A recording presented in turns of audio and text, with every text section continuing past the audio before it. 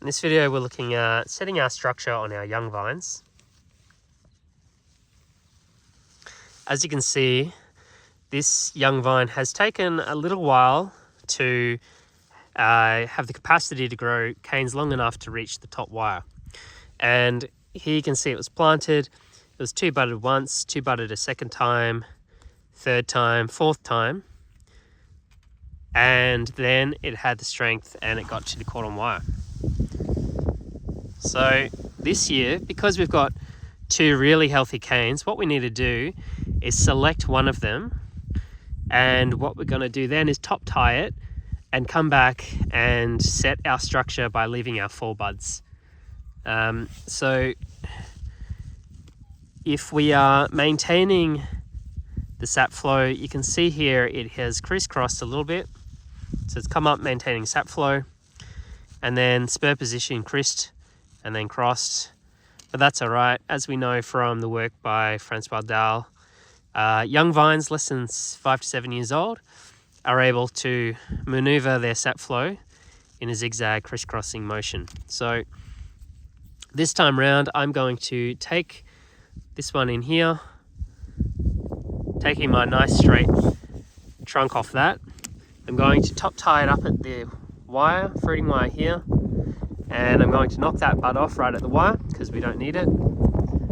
I'm going to knock the one off above it, and I'm going to cut through the other one.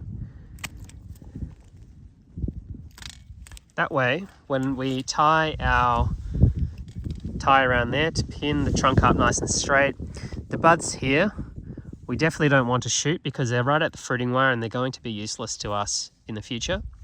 And we ideally want to be setting our spur positions, our structure, about secateurs height below the wire. That's the industry standard. So if we're thinking that our spur position is going to be about here, ideally we want to be maintaining this bud here, 1, 2, 3, potentially 4 below it.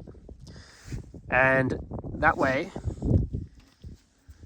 next year, when we come to prune it, we'll have 2 perfect spur positions left and right, and then we'll have 2 fruiting canes. And we can potentially either leave just the 2 spurs, depending on the vigor of the vine, or we can leave 2 spurs and 1 cane with a small amount of buds to try and get some fruit.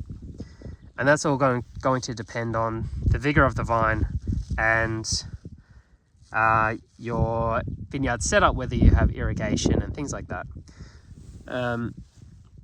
So as you can see, the internode spacing between these ones is quite short, which is quite nice because that's going to allow us to really hone in and get our spur positions correct. So we have that beautiful shuckers horn shape, rather than having one up here and one down there like we have seen in a previous video. So that's easy enough. I'll take this nice straight trunk there. I'll do a crown cut on the other one, remove that,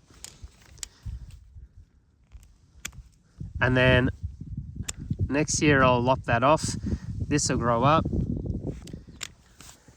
The idea isn't to knock any of these buds off this season. What we're going to do is tie it up, and then when spring comes through, we're going to come along and shoot thin. Apical dominance is going to make sure that these top ones fire first.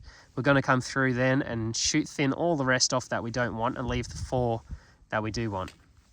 That way, we're not leaving any big scars with our secateurs when we try and cut these off. It's a lot safer to come along and rub them off with your finger when they're really soft, or shoot thin during the season when the sap flow is pumping and the scar is minimal.